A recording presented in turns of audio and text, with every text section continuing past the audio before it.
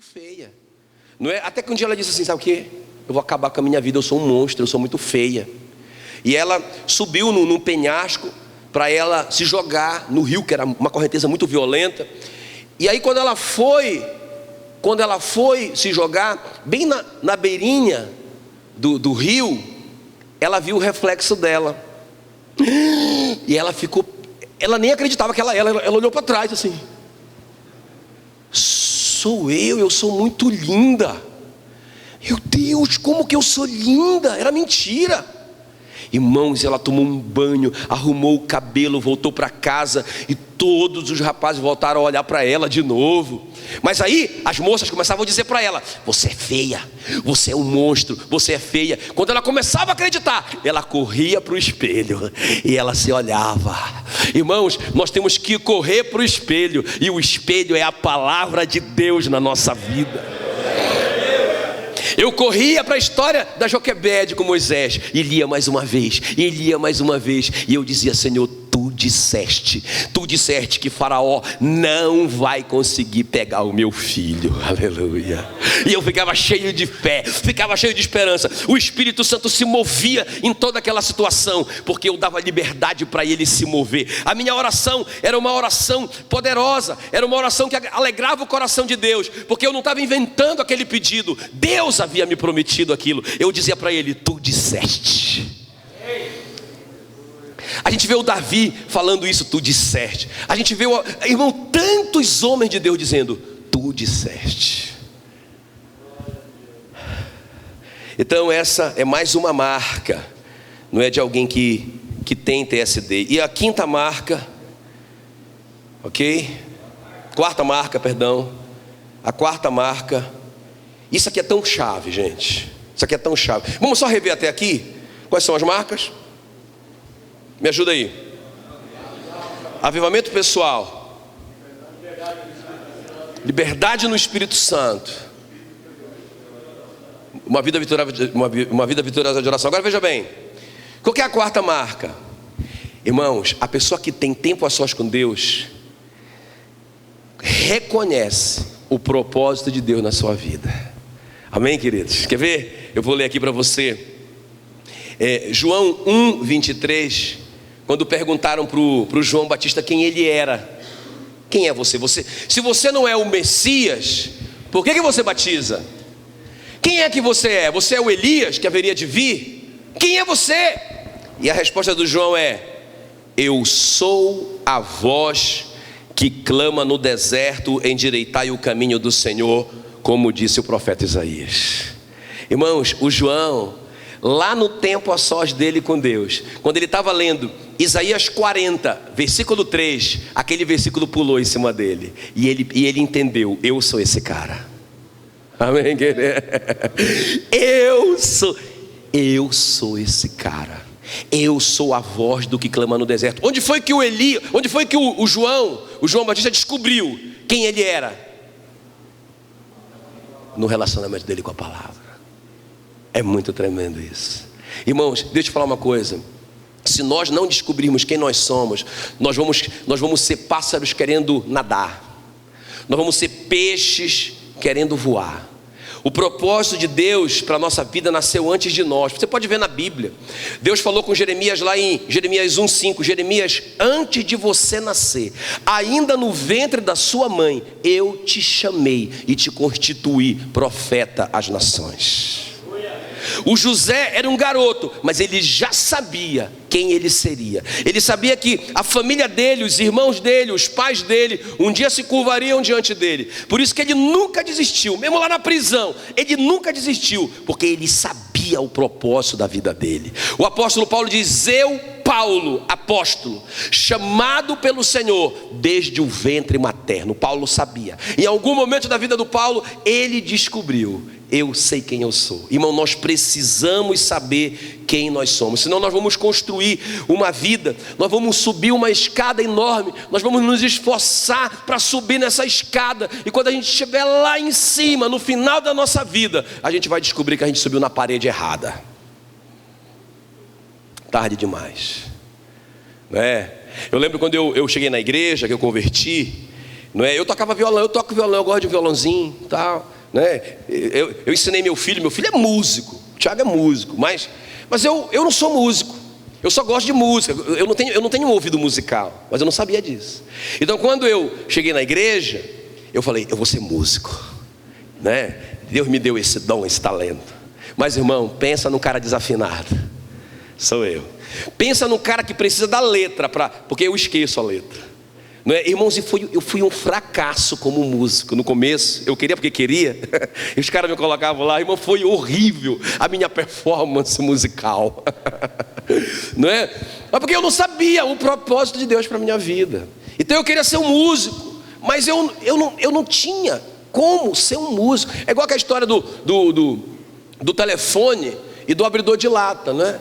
O abridor de lata começou a reclamar, porque ele era jogado na pia, ficava todo enferrujado, vivia cheio de óleo, não é? Ninguém cuidava dele, e o telefone, a dona da casa dizia, não pega nesse telefone com a mão suja, menino. Ele começou a ficar com inveja, não é? Maior cuidado com o telefone comigo, não é? Essa bagaceira, eu queria ser telefone, não é? Aí de repente, não é? Apareceu ali sei lá quem apareceu, e ele pediu para ser telefone. Não é que ele estava cansado de ser abridor de lata. E aí aquele ser celestial transformou ele num telefone. Só que ele não tinha estrutura de telefone. Então a primeira vez que a dona da casa tentou usá-lo, ele não tinha nada, ele não tinha alto-falante, ele não tinha microfone, ele não tinha nada por dentro, ele era inútil. A dona da casa pegou e não funcionava, e pegou ele e jogou ele no lixo. Pá! Aí ele ficou dentro da lata do lixo, querendo voltar a ser um abridor de lata. Então, irmão, não importa quem. Sabe, eu fico impressionado que o João Batista, ele sabe quem ele é. Ele diz, eu sou a voz do que clama no deserto. Eu sou só o precursor do Senhor. A minha vida vai ser abrir o caminho para ele. Quando chegaram com o João e falaram assim, olha, aquele que você batizou, está batizando mais do que você. Como é que ele respondeu? Puxa vida, é mesmo, é? Quantos ele está batizando? Quantas células ele já tem? Quantas? Irmão, ele nem esquentou a cabeça, ele disse, importa que ele cresça e eu diminua. Para isso que eu nasci, quem está me entendendo, né? Eu nasci para diminuir, a minha missão é diminuir. A minha missão é sair de cena. A minha missão é carregar ele no ombro. A minha missão é fazer ele aparecer. Essa aqui é a minha missão, não é? Ele está aqui conversando com os discípulos dele, aí Jesus passa, ele disse, esse é o Cordeiro de Deus que tira o pecado do mundo. Os discípulos dele disseram, é mesmo? É. Então, tchau, pastor João, eu vou para a igreja dele. Pode ir, vão mesmo, que vocês vão crescer muito com ele, aleluia. Mas por que o João não tem inveja de Jesus? Porque ele sabe quem ele é. Eu vejo um monte de pastor, irmão, às vezes os pastores se apresentam assim, quantas células tu tem? Pastor fulano de tal, tantas células. O outro já fica com inveja, não é? Irmãos, é terrível, isso é horroroso no nosso meio. Que coisa mais triste, não é? Que coisa mais triste. Então, quando a gente sabe quem a gente é, acabou. Então, aí deixa eu te contar isso.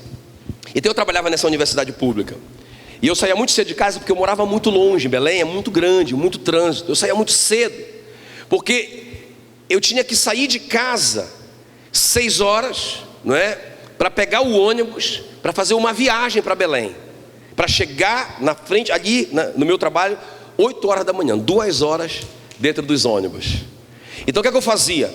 Eu saía mais cedo, não é? Eu saía mais cedo para eu pegar o ônibus mais vazio, e aí também me ajudava, porque eu chegava uns 40 minutos antes, e eu entrava no meu laboratório, ia ter o meu TSD lá. Não tinha como, era o único jeito. Irmãos, e naqueles dias ali, eu já era assim. Eu tinha casado com a Meila, então eu já estava aí há 1 ano e meio trabalhando como pastor, mas um pastor voluntário. Eu não ganhava nenhum vale transporte para ajudar, nada, não é? Eu me sustentava. E eu recebia assim alguns convites, né, assim, para trabalhar como pastor de tempo integral. Mas irmão, quando eu olhava a vida dos meus pastores, pensa, um dia o meu pastor estava, eu fiquei sem carro, eu estava sem carro, eu ganhava bem, então eu tinha um carro seminovo, tinha casa própria, né? E naquele dia eu estava sem carro, meu carro estava na revisão, e eu peguei o ônibus com o meu pastor. Meu Deus do céu, meu pastor com um filho num lado, o outro filho no outro, o outro querendo correr por baixo da borboleta, e ele segurando o filho, e a mulher dele querendo passar. Meu irmão disse, meu Deus do céu, Deus me livre e guarde dessa desgraça. E eu sou neto de pastor. Então eu vi meu avô, meu irmão, naquela época que pastor, coitado, né? Eu vi e disse, não, Deus me livre e guarde desse troço de ser pastor. Então eu fugia, eu queria ajudar, eu queria servir, mas eu não queria ser pastor.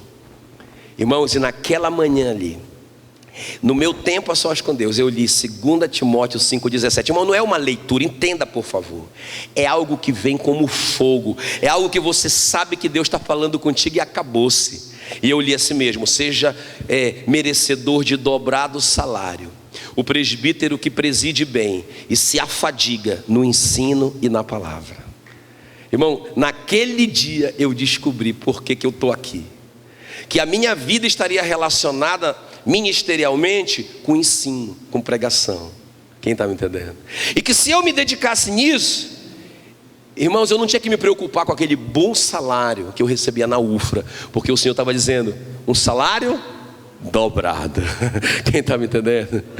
Irmãos, quando eu cheguei na minha casa, eu falei com a Meila, amor, Deus falou comigo, eu vou pedir exoneração do meu cargo, eu vou ser tempo integral. Quando eu fui pedir exoneração, o meu chefe disse, cara, tu tá louco, tu ficou fanático, esses caras fizeram uma lavagem cerebral na tua cabeça, pelo amor de Deus, pede uma licença sem remuneração, tu não precisa pedir exoneração do teu cargo. Eu disse, meu irmão, eu sei o que eu estou fazendo. Meu chefe era meu amigo, eu sei o que eu estou fazendo, eu sei. Ele mandou eu sair. Cara, tu já está até ouvindo vozes, mano.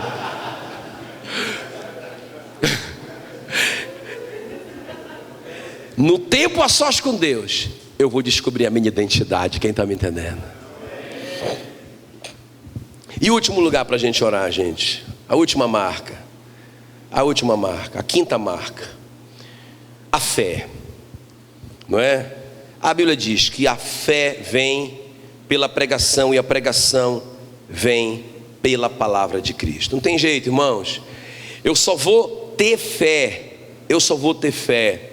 se eu tiver um relacionamento com a palavra. Deixa eu terminar com isso aqui, ó. Presta bem atenção aqui, ó. Tem essa história do rico e do Lázaro, é muito interessante. Eu não sei se você já percebeu isso. Quer ver? Presta atenção aqui, ó. Presta atenção aqui. A Bíblia diz que o Lázaro, o mendigo, mora na frente ali da casa do rico. E toda vez que o rico passa ali, ele não está nem aí para o Lázaro. Nunca ajudou o Lázaro, nunca falou nada com Lázaro. Morreram os dois, não é? E a Bíblia diz que o rico foi para o inferno. E ele não foi para o inferno porque ele era rico. Tá bom, gente? E o Lázaro foi para o seio de Abraão. E ele não foi para o seio de Abraão porque ele era pobre, não é? A questão aqui é a fé. É a fé em Cristo, não é? O rico poderia ter ido para o seio de Abraão e o pobre poderia ter ido para o inferno, né? Mas beleza, aqui uma coisa muito interessante que vai acontecer. Porque no inferno o rico tem uma visão e ele vê o Lázaro no seio de Abraão, não é? O Abraão aqui é a tipologia bíblica de Deus, Deus Pai. Então o rico faz um pedido para o pai do inferno. Ele diz assim, pai, manda o Lázaro vir aqui comigo e molhar a minha língua, porque eu não aguento mais esse lugar de tormento. E o pai responde para ele o seguinte: existe uma barreira de separação entre nós. Os que estão aqui não podem ir para aí, e os que estão aí não podem vir para cá. Amém, queridos? Acho que ninguém tem dificuldade com isso, né? Porque tinha uma novela, lembra de uma novela que passou no tempo atrás? Tempo do pastor Israel. Eu ainda era muito criança, né? Ele já era adolescente nessa época. Mas que o cara, né? O cara era assim uma novela espírita, né? E o cara ia para o inferno porque ele fez muita maldade. Mas lá no inferno, né? Lá no inferno, ele estava sendo aperfeiçoado para ele ter uma chance no céu. Olha esse capeta sujo, mano. Irmão, pensa o que essa novela ensinou para um monte de gente. Rapaz, eu vou arrebentar aqui, mano. Vou fazer toda a maldade que eu tiver direito, porque lá no inferno eu ainda vai ter a repescagem. Pensa numa desgraça de uma novela dessa, meu irmão, né? E a Bíblia diz: os que estão aqui não podem ir para lá, os que estão lá não podem vir para, não podem. Acabou, fim de papo. Aí o Abraão diz assim, né? O pai fala assim: você teve toda a sua vida para tomar essa decisão. O Lázaro fez o dever de casa, você ficou reprovado. Não tem jeito. Foi isso que Deus falou para o rico. Agora olha só, beleza. Aí o rico dá mais uma tentativa. Então, pai Abraão, manda o Lázaro ir na minha casa paterna, para falar para os meus irmãos que existe mesmo esse lugar de tormento. Olha a resposta de Deus para ele: eles têm a palavra e os profetas. Se eles não crerem na palavra e nos profetas, tampouco crerão, ainda que vejam um morto ressuscitar. Quem está me entendendo? Irmãos, então não é o reteté que faz a gente crer, não é a gente ver um milagre. Imagina, se alguém perguntasse para você assim, ó: você quer ganhar 10 milhões de dólares, ou você quer que o seu filho que morreu ressuscite? O que é que você queria? Qual é o maior milagre? Qual que é o maior milagre que você queria? Fala aí para mim. Hã? Qual é? Fala aí. Filho. Ou está pensando ainda? O filho. Então, por quê? Por que Jesus vai logo nessa história da ressurreição? Porque ele sabe, irmão, que a coisa máxima que a gente gostaria de ter, se a gente pudesse escolher, seria a ressurreição de um parente que a gente ama, não é? Então, quando Jesus está ensinando que nem se eu ver a ressurreição de alguém que eu amo, isso vai ser a garantia de que eu vou crer em Jesus. O que vai fazer eu crer em Jesus é a palavra e os profetas, ou seja, aqueles que pregam a palavra. A fé vem pelo ouvir a palavra. Amém, queridos? Que às vezes eu fico pensando, igual uma irmã que confessou que ela orava assim: se o Senhor não me der o fulaninho, né? Se o Senhor não me der o fulaninho, até tal dia eu me desvio. Irmã, você está desviada há muito tempo, porque essa oração é de desviado. Nunca que essa oração é de crente. Mas, irmão, pode ter alguém que pensa assim, igual os fariseus: mostra um sinal. Se o Senhor mostrar um sinal, nós cremos no Senhor. Eu não vou mostrar sinal nenhum para vocês. Aí chega o centurião romano, né? E pediu uma palavra. Não, Senhor, você não precisa ir lá, basta uma palavra. E Jesus disse: isso que é fé, meu irmão. Isso que é fé, o cara quer uma palavra. E vai ter um milagre a reboque. Amém, queridos? Não é? Então, o que gera fé, essa marca, o apóstolo Paulo fala aqui para o Timóteo: Timóteo, se você for padrão na palavra, você vai ser padrão na fé. Se você for padrão na palavra, você vai ser padrão no amor. A Bíblia diz que o amor de Deus foi derramado no nosso coração pelo Espírito Santo que nos foi outorgado. Quando eu entendo isso na minha Bíblia, acabou-se. Eu sou cheio de amor, eu só preciso praticar. Eu já tenho o amor. Quem tem o Espírito Santo? Você já é cheio de amor. Aleluia, aleluia. Amém, querido? O cara, uma dificuldade para o cara dar o dízimo. O pastor todo domingo tem que, oh meu Deus, por favor, irmão, a gente tem que pagar as contas, tem misericórdia. Aí o irmão está lá questionando, que ele ouviu, não é, o pregador lá na internet falando que, não, porque o dízimo é do Antigo Testamento, porque não sei o quê. Irmão, só tem essa confusão para quem não tem relacionamento com a palavra. Porque se o cara tem relacionamento com a palavra, irmão, isso não passa na cabeça de quem tem relacionamento com a palavra. Quem está me entendendo aqui, ó? O cara falou, deixa eu terminar com isso. Essa é a sexta, mas deixa eu abrir esse parênteses aqui. O cara falou assim, ó. O cara falou assim: pastor, a gente dá o dízimo. Agora inventaram esse negócio de primícia. A gente tem que dar uma oferta. Eu estou dando quase, eu fiz a conta lá, eu estou dando 14,31% de todo o meu dinheiro. Irmão, é mesmo. Aí eu falei para ele assim: então deixa eu te contar uma coisa da palavra. Deixa eu te contar algo da Bíblia. Eu falei assim, lembra do José? Lembra do José? Que o José, ele é um tipo de Cristo, ele é o tipo de Cristo mais perfeito da Bíblia, você sabe disso, né? Ele foi traído pelos irmãos, ele foi condenado por um crime que ele não cometeu, não é? Ele liberta o povo dele. Irmãos, ele é o perfeito. Até a idade que ele começou é a mesma idade de Jesus, não é? O ministério.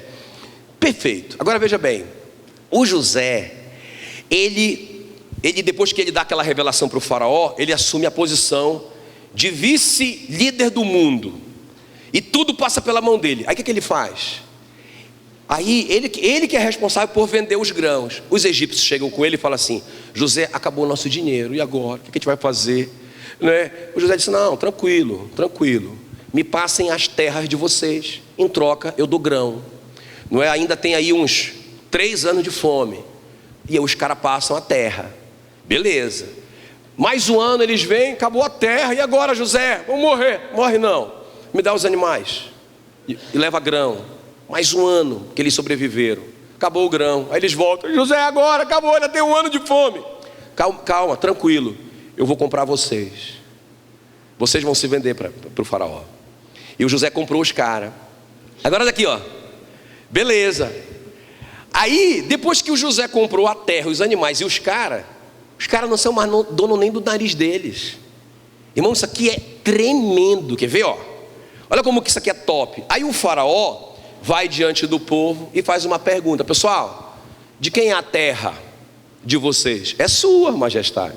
E os animais de vocês? São seus. E de quem são vocês? Nós somos teus. E de quem que é o grão que é colhido e plantado? É seu. Então tudo é meu? É. Se tudo é meu, o que vocês produzirem, de quem é? Claro que é seu. Tem alguma dificuldade para vocês entenderem isso aqui? Os animais é do faraó, a terra é do faraó, os homens são do faraó, o grão é do faraó, tudo é do faraó. Quando os caras colhem, tudo é do faraó. Mas o faraó diz assim: mas eu vou fazer uma coisa com vocês. Eu vou dar para vocês 80% de presente. Tudo que vocês produzirem, 80% eu estou dando para vocês. Eu só quero que vocês me devolvam 20% do que é meu. Quem está me entendendo? Imagina se teve uma greve lá no Egito. Vamos fazer uma greve aqui, pessoal. O faraó está explorando a gente. Irmão, tudo era do faraó. Tudo era do faraó. Na verdade a Bíblia diz lá que teve uma grande festa, uma grande celebração, porque o faraó era muito bom, eles disseram. Porque ele está nos dando 80% e só está pegando 20% para ele. Que faraó bom! Irmão, isso aqui é redenção. Essa é a lei da redenção. Quem está me entendendo? Jesus não comprou 10% das nossas ações. Ele comprou tudo. Eu estou falando isso para o irmão. Ele disse: pastor, me mostre no Novo Testamento onde é que está dízimo. Eu disse para ele: não tem.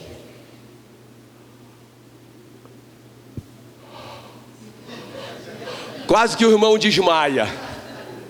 Aí aquele texto que Jesus diz: vocês, fariseus hipócritas, que dão o dízimo da hortelã, do cominho, do endro, vocês deveriam fazer isso sem deixar de fazer as coisas mais importantes da lei, que é a fé, a misericórdia e o amor. Isso é Antigo Testamento. Porque Novo Testamento é depois da cruz. Antes da cruz ainda é Antigo Testamento. Jesus viveu debaixo da lei. Isso é lei. Pastor, então a Bíblia não fala? O Novo Testamento não fala? Não fala de dízimo. Então o Novo Testamento não manda dar dízimo? Não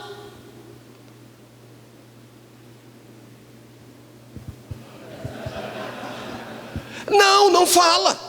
Me mostra lá onde é que fala. Não fala. Sabe o que é que o Novo Testamento fala?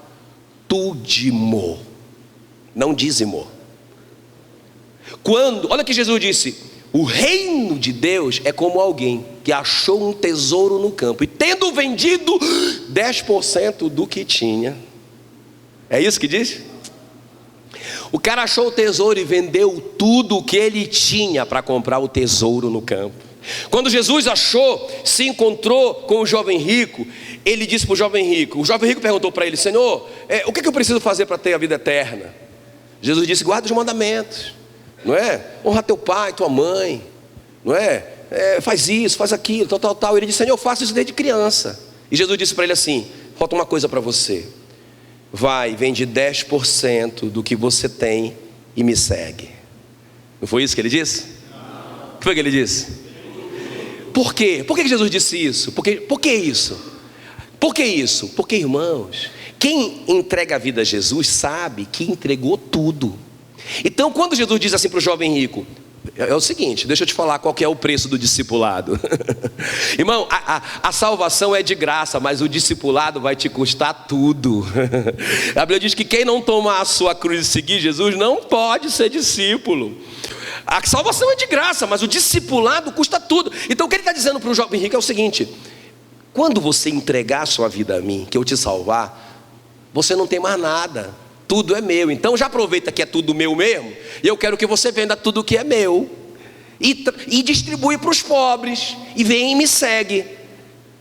Aí ele disse: não, então antes de eu entregar tudo para o Senhor, eu prefiro não entregar, eu prefiro continuar minha vidinha aqui. Quem está me entendendo? Então, irmão, deixa eu te falar uma coisa: quem tem relacionamento com a palavra não vai ficar lutando com isso no seu coração. Quem tem relacionamento com a palavra vai saber: caramba, eu não dou nada, tudo é dele. Na verdade, quando eu devolvo 10% e mais uma oferta e mais eu não sei lá o que, eu estou celebrando a minha redenção. Ele me comprou todinho, aleluia, aleluia. Isso é palavra, moço, isso é palavra, isso é relacionamento com a palavra. Amém, queridos? Um homem chamado Henry Crowell, ele tinha um problema nas cordas vocais por causa da tuberculose. Ele queria ser pregador. Ele foi numa conferência do D.L. Moody, e aí ele se ajoelhou ali, o D.L. Moody colocou a mão em cima dele e orou: em nome de Jesus, seja curado. E sabe o que aconteceu? Nada. Ele voltou de lá do mesmo jeito.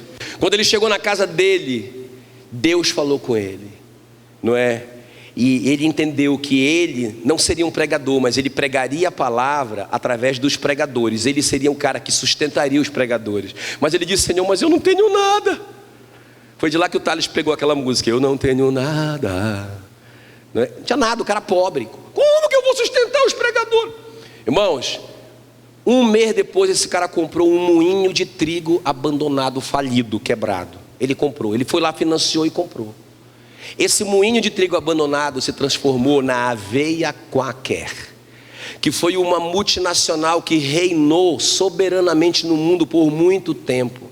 Henry Crowell ele chegou a dar 70% de tudo que ele ganhava. E esse cara morreu podre de rico. Ele não conseguia vencer a Deus. Quanto mais ele dava, mais milionário ele ficava. Quem está me entendendo?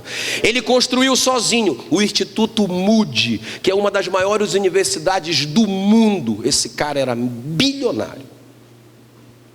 Vai dizer para ele: é 10%. Não, está dando muito. Meu irmão, o cara queria era dar. Entende o que eu estou falando? Ele entendeu. Não sei nem por que eu falei isso. Deus queria falar com vocês isso. Amém? Amém? Então, irmãos, se nós tivermos um tempo a sós com Deus, nós vamos ter essas marcas na nossa vida. Essas marcas vão ser, vai ficar muito visível para todo mundo. Olha, esse cara aí tem as marcas de Cristo. Amém, queridos? Amém, queridos? Amém? Tá bom. Fique em pé no seu lugar, eu quero orar por você. Eu quero te fazer um desafio. Peraí, antes de você sentar, antes de você levantar, deixa eu falar uma coisa para ti aqui, ó. Amanhã, vamos fazer essa prática. Amanhã, acorda mais cedo. Não é? Porque olha, várias vezes na Bíblia, quer ver? Josué medita nesse livro de dia e de noite, para teres o cuidado de fazer tudo quanto nele está escrito, e assim farás prosperar o teu caminho e serás bem sucedido. De dia e de noite. Amém, queridos? Então, irmãos, que horas que você vai começar? Que horas que você começa a sua vida? Pastor, a minha começa às 8. Meu irmão, eu acho que quem começa às 8 tem que acordar no mínimo 6. Pastor, mas é muito difícil, pastor. Meu irmão, vamos lá, prática. Olha, eu tenho um código comigo. Deus é minha testemunha. Eu viajo muito por aí. Irmãos, eu fico nos hotéis aí, top. Tem umas televisãozona, top. Eu tenho um código comigo, eu não assisto televisão no hotel. Sabe por quê? Porque, irmãos, você começa a assistir um programa, você vai para outro jornal, marca o tempo que você perde lá. Não é? Eu não tenho Facebook. Por quê? Porque quando eu tinha Facebook, logo quando esse negócio começou a rodar aí, olha, eu não tenho Facebook já tem aí pelo menos uns 6 anos. Porque aí o Thiago, muito, né, essa coisa de internet, o Thiago colocou todo mundo no Facebook, irmão. Aí eu ficava curioso para saber o que tinha lá. Eu ia para lá e ficava olhando o Facebook. Rapaz, quando eu dava conta, tinha passado 1 hora, moço, eu olhando o Facebook. Caramba, meu irmão, a vida que eu tenho agora, eu não tenho mais para mim mesmo, mas para aquele que me salvou da morte para a vida. Eu não sou mais dono nem do meu nariz, quanto mais do meu tempo. Entende? Então, nós temos um lugar na nossa casa da televisão, e nós temos o horário de assistir televisão, todos nós. A televisão não fica na nossa sala, a televisão não fica no nosso quarto, a televisão fica ali naquele quartinho, e só pode assistir televisão porque, irmãos, isso são os ladrões do nosso tempo. Não é? Uma pessoa falou assim para minha esposa: está pensando que eu não tenho o que fazer? Está pensando que eu não tenho o que fazer? Eu sou muito ocupada para ficar lendo a Bíblia. Não é? Irmãos, aí a Mila estava vendo, só Facebook, WhatsApp, um monte de grupo, os grupos, e responde, e fica o dia todo o dia todo no WhatsApp, desse jeito, o dia todo. Irmão, claro que ela não tem tempo, mas não é porque ela trabalha muito, é porque ela está jogando o tempo do Senhor fora. Nunca vai ter marcas na sua vida. O apóstolo Paulo deixou bem claro: se você quer ter marcas, você tem que perseverar em ler. Irmãos, então é uma decisão que nós temos que fazer hoje.